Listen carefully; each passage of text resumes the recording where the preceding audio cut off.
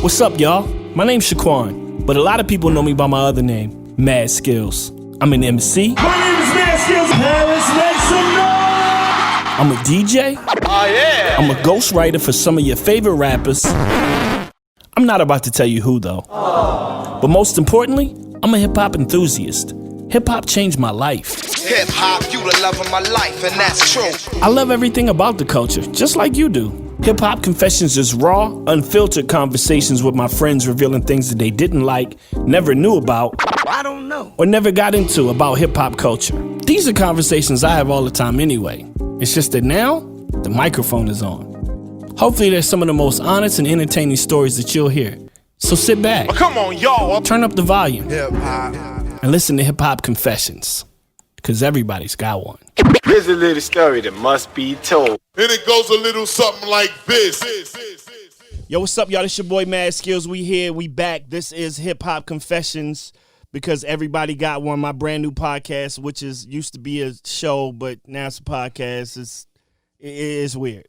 Anyway, I got two of my best friends in the house right now. I'm gonna introduce them one at a time. One of them, you already know this guy. He is an engineer extraordinaire, legendary Howard alumni, Delaware legend, Jersey legend. Y'all give it up for my man in the building, Young Guru. What's up, bro? I appreciate y'all, man. I appreciate y'all. Glad to be here. Let's go. Yeah. Yes, indeed. The legendary. You heard his name a million times. Yo, Goo! You know what I mean? Guru! Good to see y'all, man. Yeah, man, likewise. Second up, man, listen, this guy is probably one of my biggest influences in life.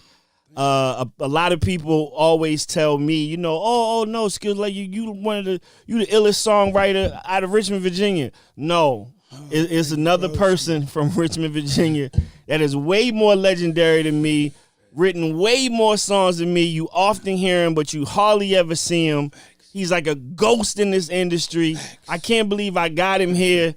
Ladies and gentlemen, y'all give it up for the magnificent Harold Lilly, Grammy Award winning Harold Lilly Jr. in the building. Thank you, bro. How you doing, man? You good? Hey, dog, my OG interviewing me on a podcast with motherfucking Guru, shawty. Hey, my brother. Hey, Skills, how long we go back? I was 13 when I met you? Yeah, at least 13, 14 years old. You played me. You the first person played me Jodeci, dog. Yes. Wow. And Biggie. Wow. Wu-Tang. And Method Man. All that shit. That got to be special, though, coming Yeah. from where y'all come from. So First time you heard Jodeci. Facts. Yeah, because that shaped his whole life. You got to understand, I go to New Music Seminar in 93 Right. to do the battle. Jay outside smashing niggas. You know what I'm saying? I'm on the block. We fresh from Richmond. Keisha from Total gives me a hamburger fucking case with a tape in it, and it says Big Mac. Yeah. We listened to that shit all the way back down 95. Listen to Flavor in Your Ear. I think it's 4 songs off of Flavor in Your Ear and 4 songs off of Ready to Die. Soon as I get back to Richmond, the first person that get in my car is him. Wow. And I'm like, yo, you gotta listen to this tape. I remember those like yesterday, man. Yeah. I remember the Big Mac promos like yesterday. With paper lettuce and a real bun and the tape. And I remember holding that shit in my hand because I already had a crush on Keisha from Total. So when she gave it to me, I was like, yo. And I remember holding that shit in my hand. I was like, yo, this gotta be the great. Whoever came up with this is a fucking genius. I mean, you know, Puff is a marketing genius, man. He's a marketing genius. I remember that time back then, man. That was crazy. I remember when I was on campus and he came in and had a meeting in Blackburn, I believe it was. And he said basically like a Who Wanna Roll meeting. Right. And that was the start of Bad Boy. I'll never forget Who it. Wanna Roll Me? Like basically Puff was at Uptown. And he had got fired from Uptown. Right. So he was at Howard on some, yo, this is what I'm doing. This is my next move. I remember, I think either Harv or D-Dot. Dot was definitely in there. But I'm trying to remember who invited me. Right. It might have been either Harv or Ann Hubbard or somebody like that had invited me to this little thing like, yo, you know, see if you want to do this. Right. Because at the time it was like you was on campus, you volunteered for like Def Jam or whatever. You know what I mean? Little things like that. I was just trying to be around getting industry promo things. Shit. Yeah.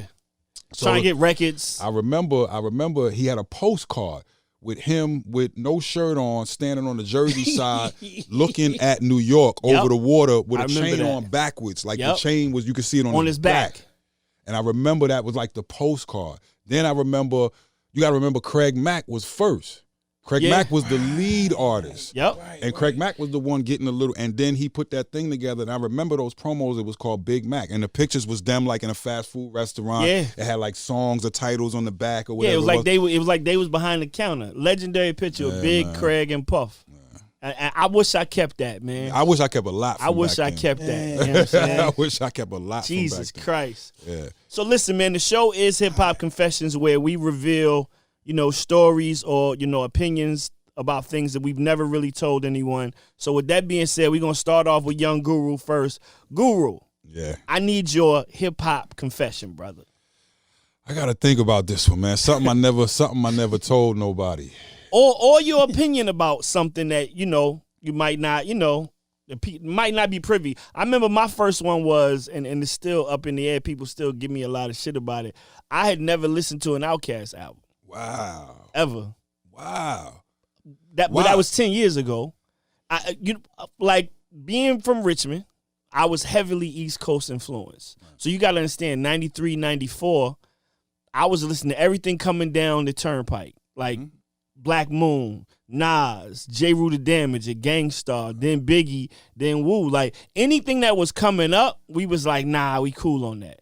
You know what I'm saying? Oh, man. So I never really listened to an Outkast album. If they had a video for it, of course, I see Elevators, you know what I'm saying? Rosa Parks, you know what I'm saying? Southern Playalistic. I was familiar with the song, but I had never physically owned an Outkast album. Wow. And then somebody was like, nah, Skills, you out of line, nigga, you out of pocket. And somebody sent me this was when CDs were still in. Like, so I first made this confession in 2009, 10. Somebody sent me the box set of everything. And I can still say it's 2020. You ain't listened to and it. I still ain't listened to a whole You gotta listen. You gotta listen to that AT Aliens, man. bro. You gotta listen to that AT Aliens. Like I haven't. I tell you this, my whole philosophy and mindset changed in '92. Okay. Because Here we go. I go from doing parties in my area, right? So I know exactly what people in Delaware, Philly, DC, right here, Jersey, because that's my influence. So I'm in Delaware. I'm doing those parties. When you go to Jersey, you got to include the house music or what we call club music. Club music, Jersey. Baltimore. Always been good. Big with us. You go to Baltimore, it's a different form of it. You know what I'm saying? Yeah. And then DC with the go-go, right? So all of that was my upbringing and what I knew. The minute I stepped on Howard's campus and now I got to do parties for people from all 50 states and Jamaica and London. And you gotta think. It made my whole mindset open up, and it wasn't like hecklers. These are actually my friends, and some of them is from Inglewood, California. And they're like, yo, where the West Coast music at? Go. Right, come on. And some of them's from down south, and some of them's from Miami. And they like, yo, you ain't gonna play no bass music? Like, it was just me servicing my friends. So my mind started to open up, and you get into them conversations where I had people from Texas that will argue Scarface is the greatest MC. And, in 1992, they will argue that Scarface is the greatest MC ever. And back then it was like, if anybody was better than KRS-One, you just lying to yourself. Right? 92, I'm saying. Right, 92. So those battles and those arguments, and then having cats from Brooklyn that would sort of argue you that Pac is the best. Right. Like all these different pockets is what made me listen. So when the first Outkast album came out, I was like, yo, this is dope. And I got it. But I got a promo, and it's one of them, like, you just get it. At that point, it was like I was getting records sent to me. I got that promo for Elevators, and it was over. I was like, yo, what is this? And then I listened to that AT Aliens album, and it just caught me. It was everything. Andre was everything. The way he was talking. Right.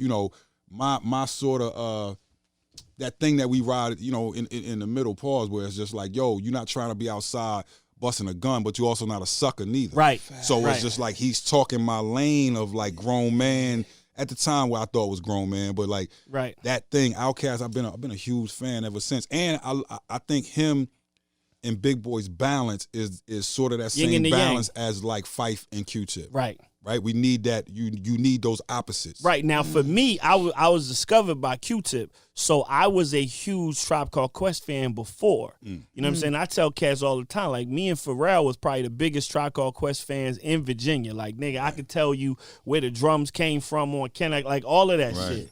So for me, I already had my duo.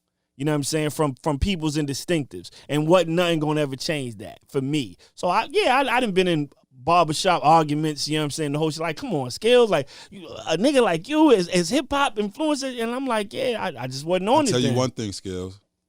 I hated Left My Wallet in El Segundo. Is that your confession? I hated that song. You know why? Because I was like, why did they pick this song as the single? I was like, it's so I'm thinking of everything else, and I'm like, yeah, why that song?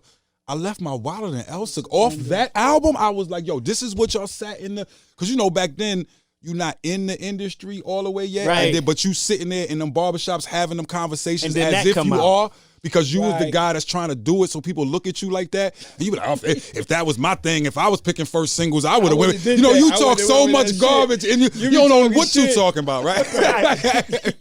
Right. I was like, yo, I hate this song. Why did they choose? So is that it? Is that the hip hop confession? That's one of them. I hate it. And I'm a huge, you know what I mean? I love of course. Tribe. It was more or less me saying, yo, why did they choose that song to come with first? Right.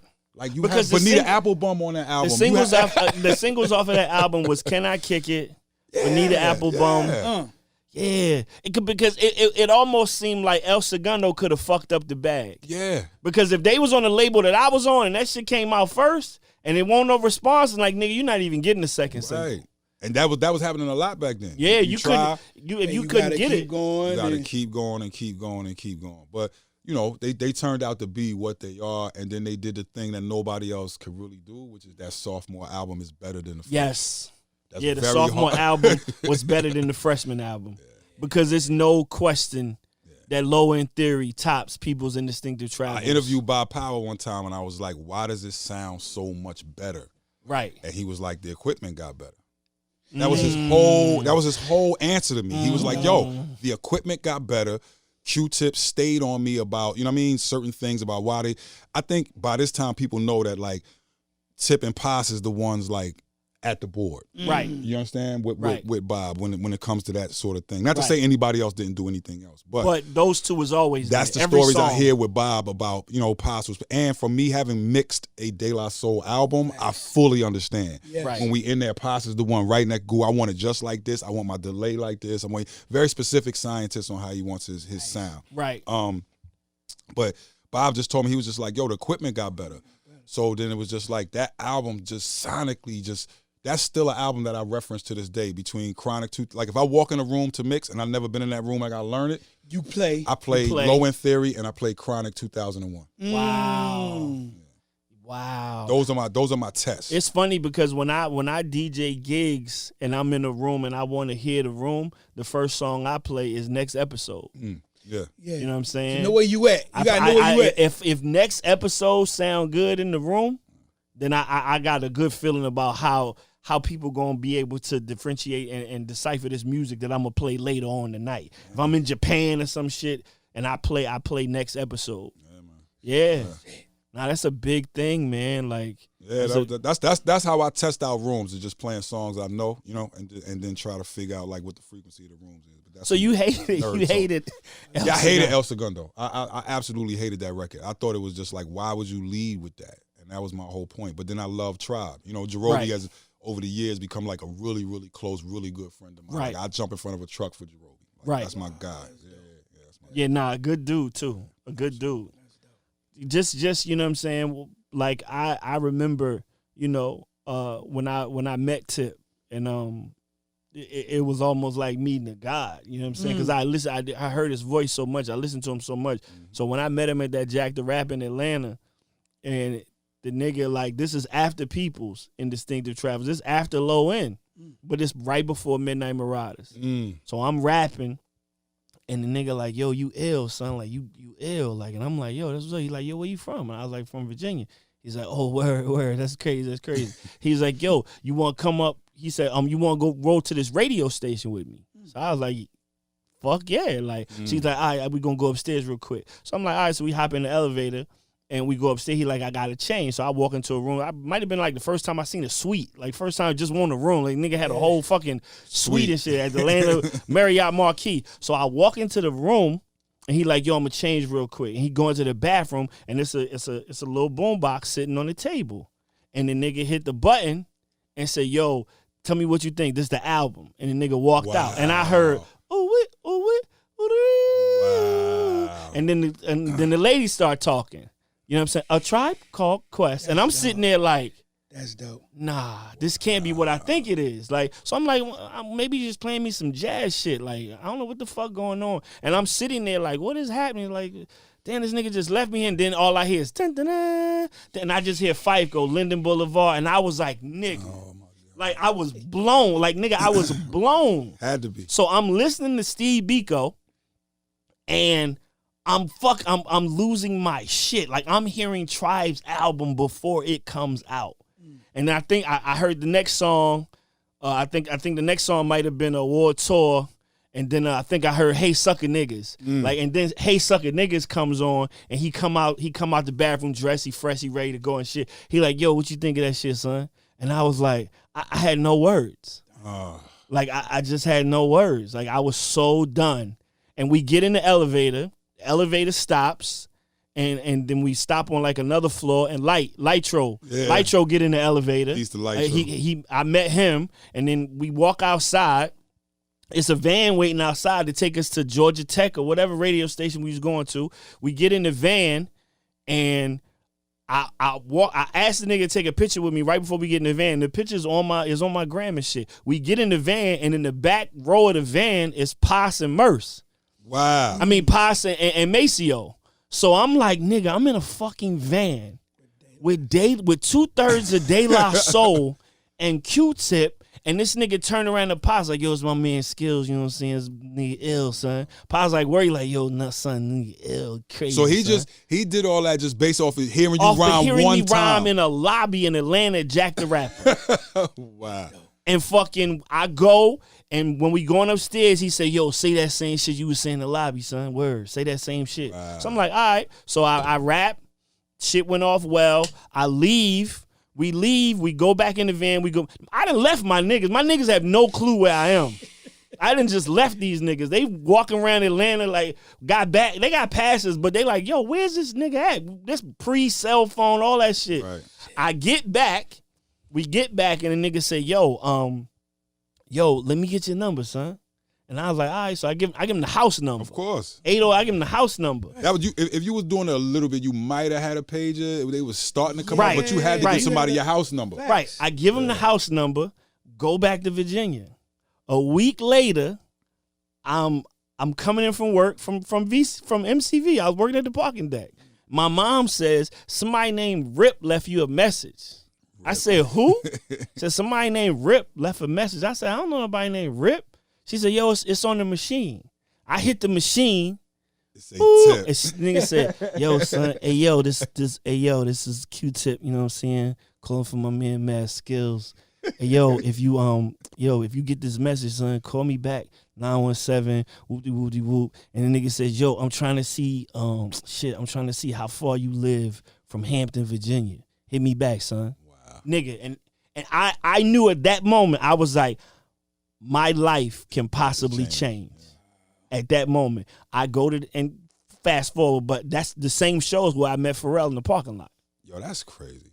You know what I'm saying? Those just instant moments. Yeah. That's crazy. I don't know if I had an instant moment, bro. I planned it. Right. And kept working the plan. Like right. I don't have not one. I don't know if I have one distinct moment. I would say maybe the day I met Jay was probably a distinct moment, but it was like little seeds that had already been planted before that. Right. But even still, it was like, I don't know. It's just everything for me was a work to plan thing for a long, long time. Like I had to really make a plan and be like, this is what I'm going to do. Howard, I made a plan to DJ, and I made a plan to be like, okay. Right. My freshman year, they used to throw this hip-hop conference down there. They had this thing called Culture Initiative, right? And they used to throw the hip-hop conference on the campus of D.C. I mean, on Howard's campus. Yeah. So they bring a whole bunch of, this was when Raz was involved, I don't want to miss anybody. My man Tim, who ends up being my first manager, was involved. So again, I don't have no money. So I'm going there and I'm like, all right, I'll volunteer, help y'all stuff badges and put the thing together. If I could get a badge to get into the conference. To the joint, of course. This is when Access. like they mimicking the Jack the Rappers of the world, the new music seminars. That's what you know what I mean, bringing it all. My first year, Pac was there with the 555 Soul on, jumping around. Oh yeah. Walking around with like Freddie Fox and Biz and like all of those people. That was my first time, like, because I was working for them, they gave me a car and be like, yo, go pick up the Lost Boys from the airport. Right. So it's like I go, you know what I mean, drive. Right. You know what I mean? Suit is sitting there, Charles Suit is sitting there with the Lost Boys, get all of them, bring them back to campus. I was just doing, but it was allowing me to meet people. At the same time, still DJing, but all of that was like calculated. Then from that, I entered the DJ competition that year and won.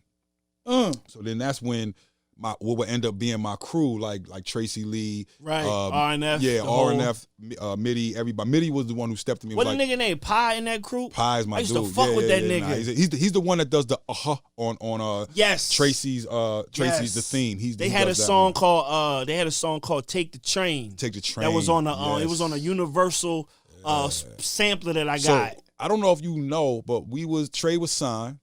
Dino was our A&R. And when you say Trey, you're talking about Tracy Lee. Tracy Lee made it. He got signed to Universal. Right. He put out a song called The Theme. Yes. Right. One of my favorite records. Dino was our A&R. It was called The Theme? The Theme. Yeah, you know, and everywhere that my crew it's goes. It's also called It's Party Time. Party Time. It's Party Time. You remember that record? Yeah, so then Dino had Rakim as another artist. And then Dino finds this group called Cash Money. Wow. There's Dino DeVelli or something, right? Yes. Okay. Yes, right. So he signs Cash Money. So after the Cash Money signing, it was a little difficult for us to get Dino on the phone. Right. Right? So then but we had something a group, different happened. We had a group called The Reaps who was working on an album who was going to be like another subset of our crew that actually did get a deal. But then rest in peace, my dude Phoebe got killed in the Bronx, and that kind of like squashed the whole group thing. But they was another one that was just about to come. That's why Pi was on Trey's record. He's actually on the remix with Buster 2, the theme remix, doing all the uh-huhs. Yep. But that was our crew. So we had a crew that was at Howard, and then whoever they was affiliated with at home in New York, that was our crew too. Right. So Okay, we got had it. we had by association, networks. of course. So if you look at RNF, we from Delaware, Philly, DC, New York. Right. All the members, and Jersey. Right. Right. All the members is from there. So then Mike, who's with Middy is Raz Baraka's younger brother. Mike and Mid was a group called One Step Beyond that was almost signed to Bad Boy. Like we went through the whole thing of like making demos, giving them to Derek, giving them to Puff, giving them to everybody. That was our normal thing. We would DJ parties or throw parties. I'm DJing. All the money as a collective, nobody took no money off the party. Right. Because back then you had to spend for studio time. So that money became studio time. It became whether you got to buy reels, ADATs at a certain point. Right. You know, all of those things. Like as a crew, we started putting back into ourselves. That's what we did. Yeah, so we could record. That's how Trey, you know what I mean, was rocking. That's how all of us was ADAT rocking. machines and shit. It was a collective effort. So it was like I got 4 other parties during the week that's gonna pay my bills. This one is for the crew. Right. It's for us to as a family. That's what I said. Everything was pretty much planned out. Then the one thing that did happen by accident is I was outside. LS1 has been my dude for a long time. Yeah, right? nah. LS1, if you know, he DJ for DMX, DJ for Onyx. Okay. One of those people. Great DJ too. One of those people that I would say in my lifetime like took me to another level. Like when I was I'm talking about in terms of turntablism, scratching, how to approach parties, how to like just how to rip, but not get boring to where you overdoing it and thinking you in the DMX, you know what I'm saying? Like competition at that time. Right. But how to do the party and incorporate both of those. Long story short, we used to practice together a lot. And we was at this Rap Page. Remember Rap Pages? That was a newspaper? Sheena Lester. Yeah, that was the Sheena newspaper. Lester. They had a conference in DC. So I'm outside and I'm sitting out there just smoking. And this dude walks up and was like, yo, to LS. He was like, yo, you know any DC DJs? I need somebody in DC. I got a girl act, but I need the DJ to be from here because I don't want to be flying, you know what I'm saying? Somebody from New York in and out of it. Like he looked, he was like, yo, my man right here is ill. So in that one moment, Was this your? this is my dude Derek, who was managing this girl named Nonchalant. right? Except for me. He's like, yo, let me audition you.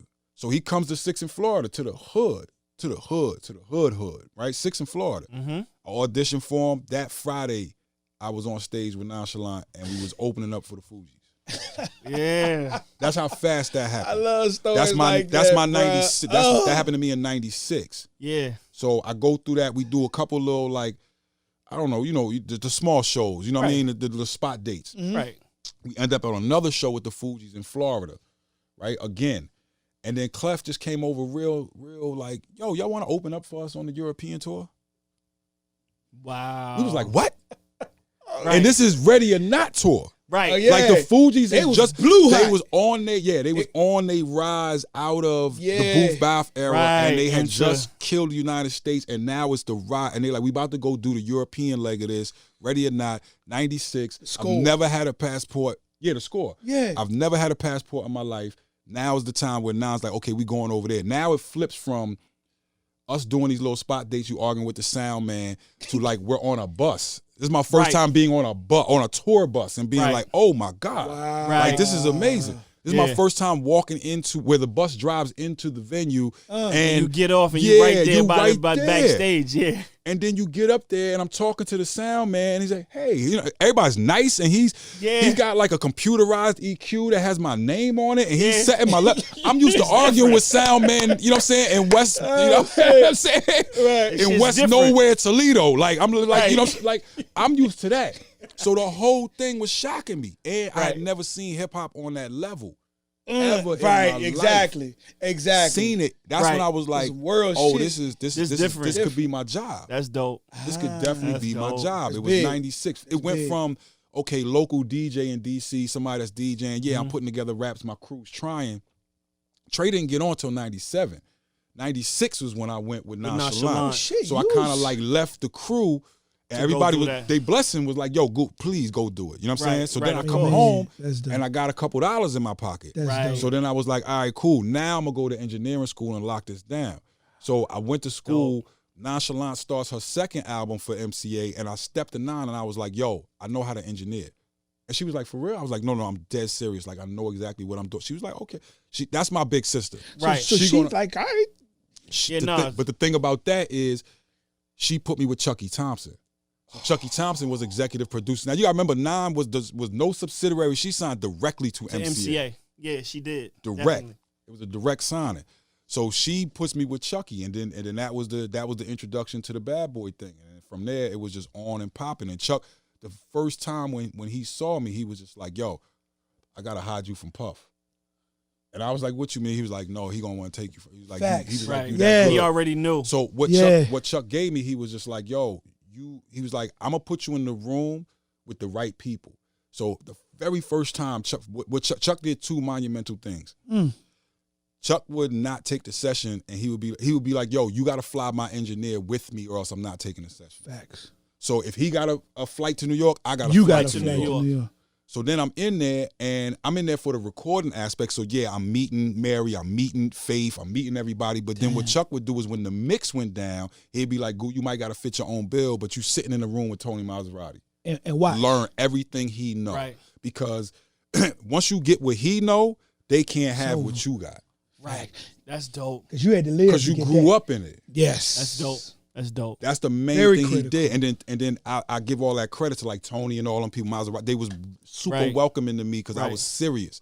And I was Right. like, those sort of opportunities were like the stories of my this one shot thing, but everything else is like super duper Right. planned out and failures, and you gotta keep Right. keep And going and keep pushing. going Yeah. and keep pushing and keep Yeah. pushing, and then just things happen. Right. Nah, that's dope. That's dope. It's just sometimes we aligned and we don't really know exactly, we don't understand the magnitude of what's happening at that particular time. But when you look back, you're like, yo, I'm so glad I didn't just get frustrated. I just moved out of it. You know what I'm saying? So, I definitely didn't, bro. right. Like and I wish, as much as we did, as much as we accomplished, I wish I understood my power even greater back then. Man, Because talk we about had it, bro. everything. Right. We had everything, and it was all together. Right. Like, so it was nothing for us to say, okay, we throwing this party Friday, we got to do doing the flyers. That's our graphic artists do.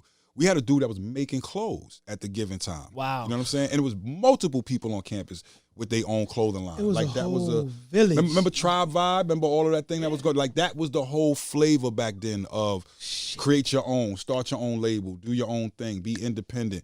We had like just all the artists. That was all 9. the You said DJs. 95, because you left in 96. Yeah. I was on campus from 92 to 96.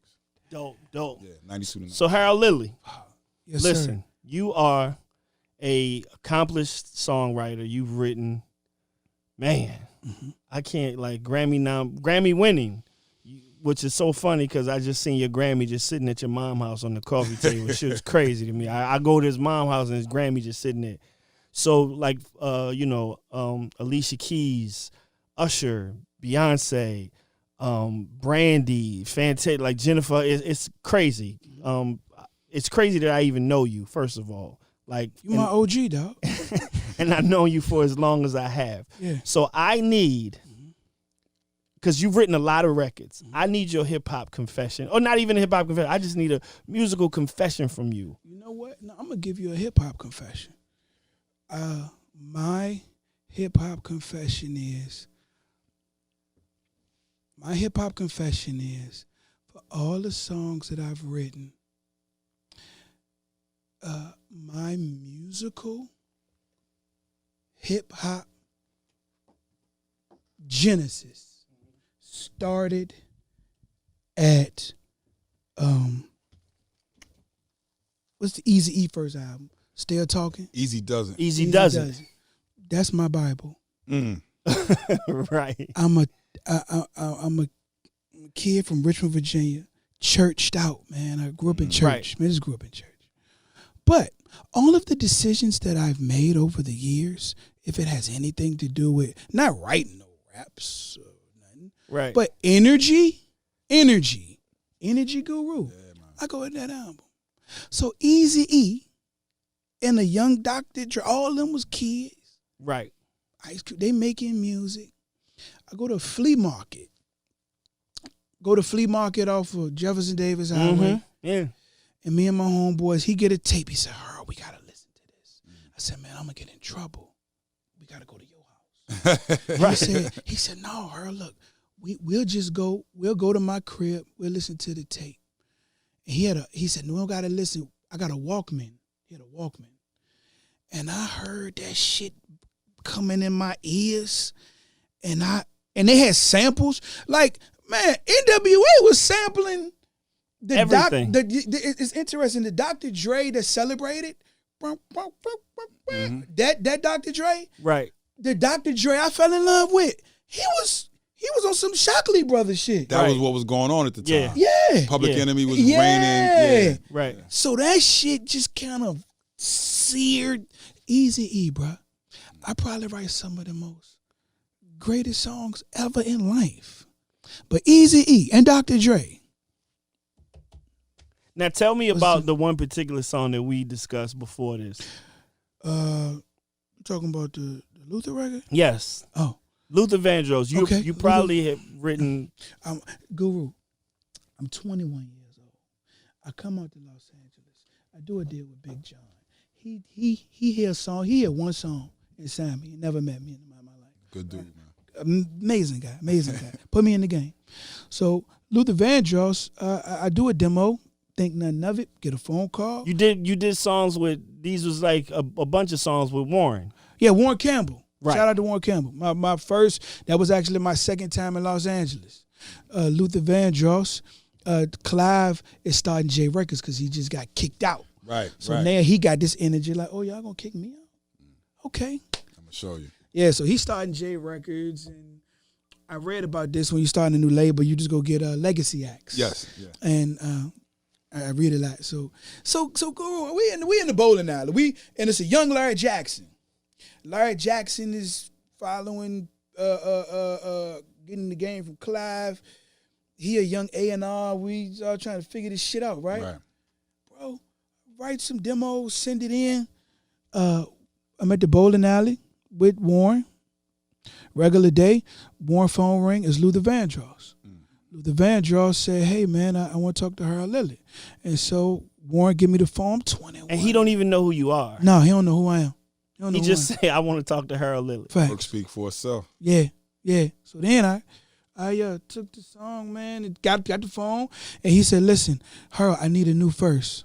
I said, "Okay." He said, "The first verse is really about women and a woman's physique, and you are very gender specific. I need this. Luther's bigger than men. Luther's bigger than women. Luther's bigger than all of it." So he talking to you on the phone Yeah. In about third himself in third person. First time it ever happened to me. Luther Vandross. Yeah. Okay. Yeah. So then he tells me that Luther's bigger than all of it, and I said, okay. He said, I need you to write a verse that's very general, so everybody can understand it, like what you were saying about the parties. So then I said, okay. I said, well, I'll get it to you tomorrow. Mm-hmm. He said, what did you say? I said, I can get it to you tomorrow. I'm at the bowling alley. I'm not around the studio. He said, Right. oh, okay. He said, all right, what do you want to do with your life? I said, I want to be a songwriter. Do you know any songwriters? Yeah, I know songwriters. Who do you know? Oh, man, Burt Bacharach, Bernie Taupin, man. Diane Warren, David Foster, L.A. Reid, Babyface. Okay. All them want to get on this album. And I'm calling you for a first verse, and you're telling me you're going to get it to me tomorrow? Because you in the bowling alley. Because you in the bowling alley. I said, okay, well, I'll get it to you soon. Because you don't know how you going to do this. No, I don't. I don't know, man. I don't know. You 21 years old. I've never been asked for a rewrite. And Luther Vandross is on the phone telling you. And basically what he told me, Guru, set up, that's why I'm here now. What he told me, this conversation set up the next, it put me on a 30-year plan. Mm-hmm. Put it that way. Okay. It put me on a 30-year plan. And he said, I got a lot of cars. I got a Jaguar, I got a Rolls Royce, I got a Mercedes. He said, if I take any of my cars to the shop and they tell me they can't fix my car, what do you think I'm gonna do with my car? I said, you're going to take it across the street. Do you want me to take your song across the street? I said, no, sir, I don't. And you got to be respectful because it's You gotta Luther. love that. You gotta love the fact that he's Yeah. keeping it real with you. Yes. 'Cause somebody else would have just took somebody else and just went and got And another they just verse. Right. went and got another verse. And do you know, he started talking to me about the music business, and the thing he said that probably a confession of mine. We never talked about this, but he told me, he said, listen, Harold, and I'm going to tell everybody that I wrote the song. He said, he's talking to you and you wrote the song. And he said, I'm going to tell everybody that I wrote it. That I wrote the song. And I said, why would you do that? He said, well, how I answer that question can make you more money. And this happened. I saw it on Oprah. He said, I'm going to go on Oprah. Mm-hmm. And Oprah going to ask me a question. The way I answer that question going to make you more money. I said, okay. All right. He said, the question is this. Oh, Luther, oh my God, we love the song. How did the song happen? Oh, this guy named Harold, this guy named Harold Lilly from Richmond wrote it. Next question. Right. That wasn't too spicy. Right. So Skills, he said, the next way I can answer that question is, listen, take Here and Now, The Power of Love, take So Amazing, take Never Too Much, take all of my records and put them into one and put them in this generation. That's what this song is. That's how the song is. He said, Harold, which answer gonna make you more money? I said, the second one. Right.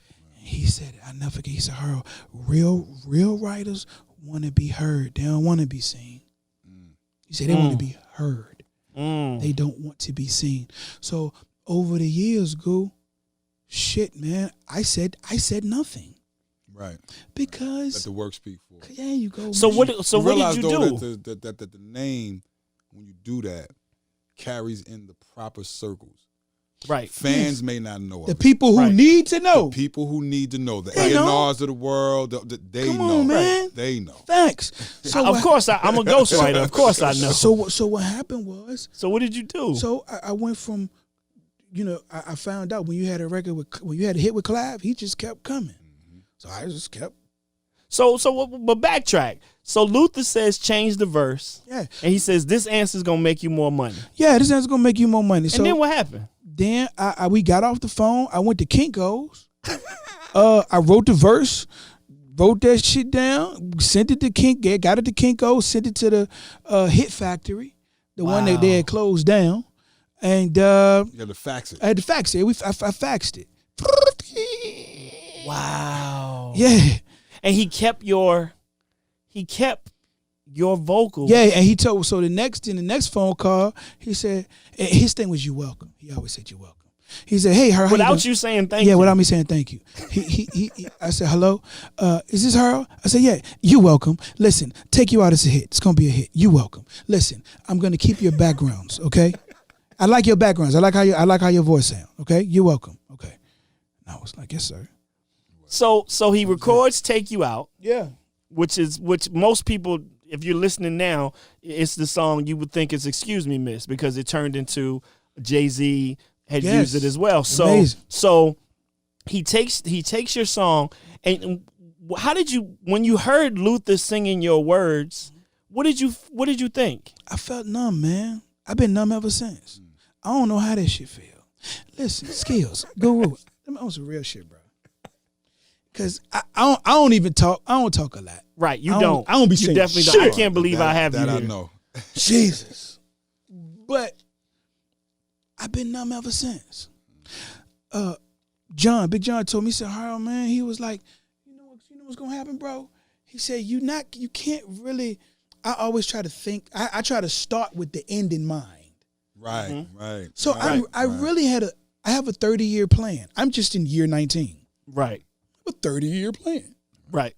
So I've been numb. I've been, Jesus, man, from north side of Richmond. Right. I'm 4 years out of high school, 5 maybe. Right. And Luther singing my song on the radio, man. Ever since then, bro, like you said, how you went in the studio and you had legendary figures teaching you. Right. You seen masters at work. Right.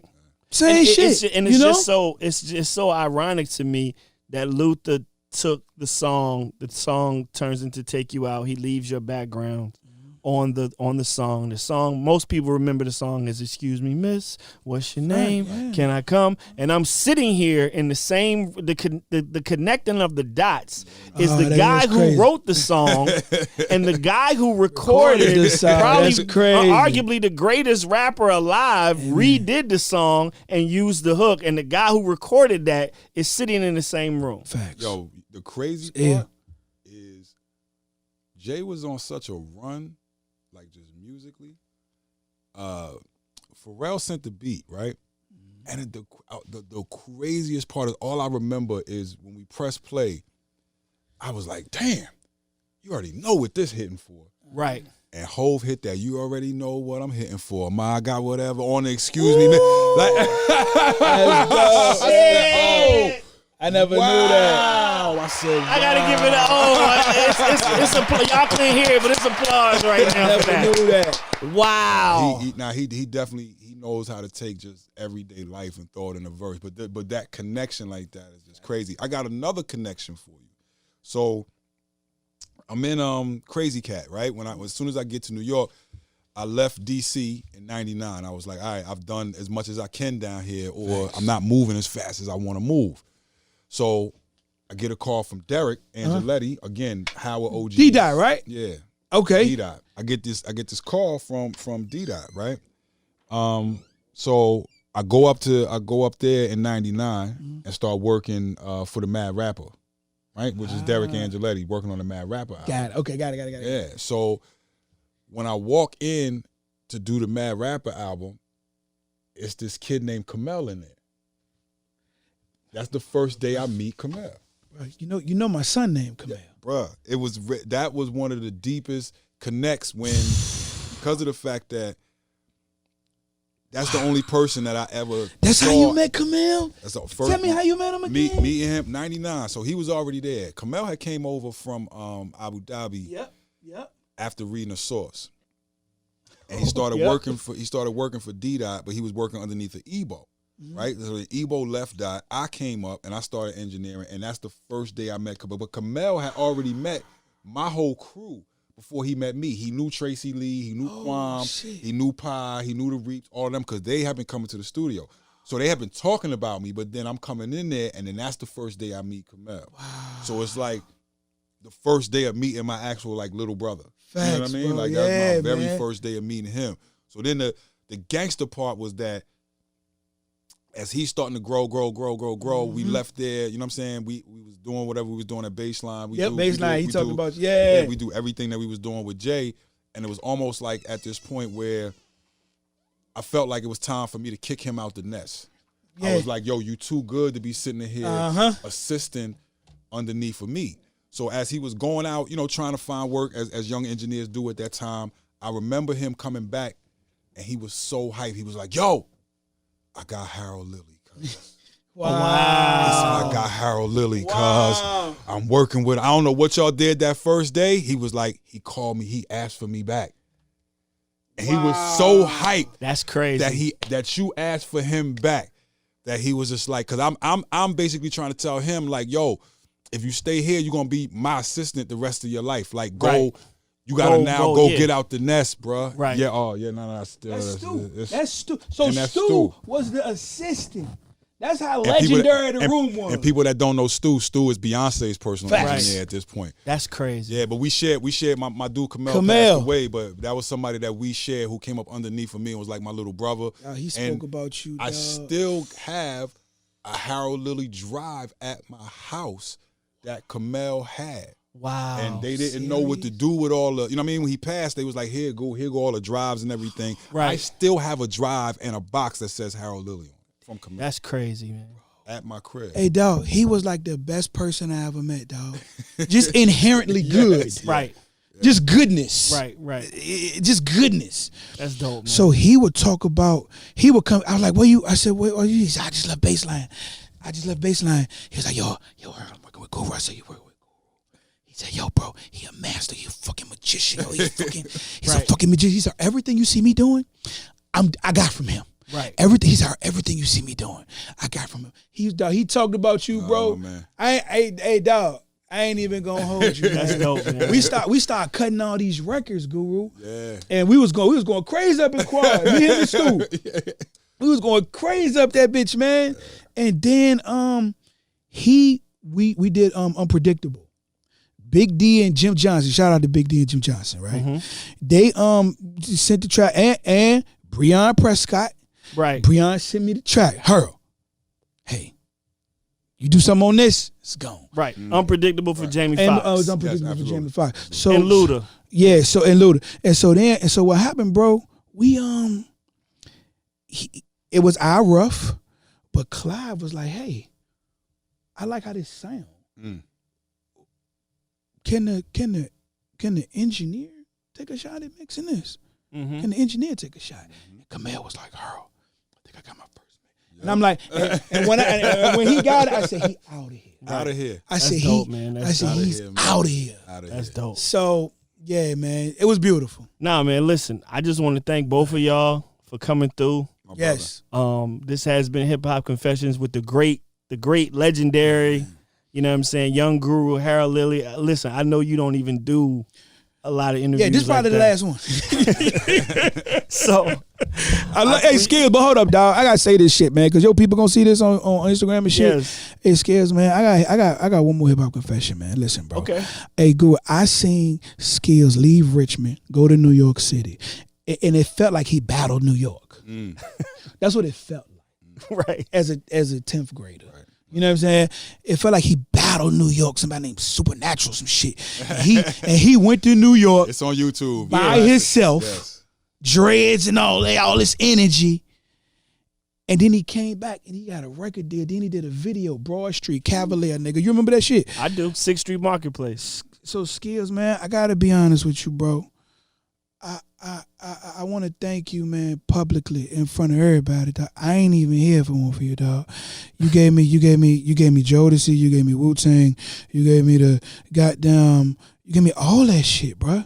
Like I was in church. You kind of was like, no, nigga, listen to this nigga, ain't old dirty bastard, nigga. This nigga be sing, oh yeah. You know what I'm saying? Like you really introduced me to some shit that I probably wasn't gonna get otherwise, bro. Right. So to all these years later, and you was talking about earlier, man, it's certain people I ain't never been introduced to. Right. You know what I'm saying? I didn't understand it, but the more you start talking about it, so skills, man. Like I love you, bro. Like, I love you too, bro. Like I'm not here, bro. I don't meet my cousin, LaKayla 47. Right. If you don't, That's your cousin? Yeah. yeah. She right there. Yeah. It's one of my favorite artists. Yeah, she said she signed the hardcover. It's one all. of my favorite artists in the world. That's my. How about this? I gotta tell you the story. This shit is crazy. Right. But Skill, All right, hey, Skill, I love you, dog. I love you too. Hey, for bro. real, man. I want to say that shit to you, man. In front Thank of, you, man. in Nah, front I of, love you too, bro. Yeah. All right. Okay. You already know. This young guru, Harold Lilly, man. My name is Mad Skills. Yeah. We appreciate y'all listening. You already know what it is, man. And this has been Hip Hop Confessions. Hey. Because everybody got one.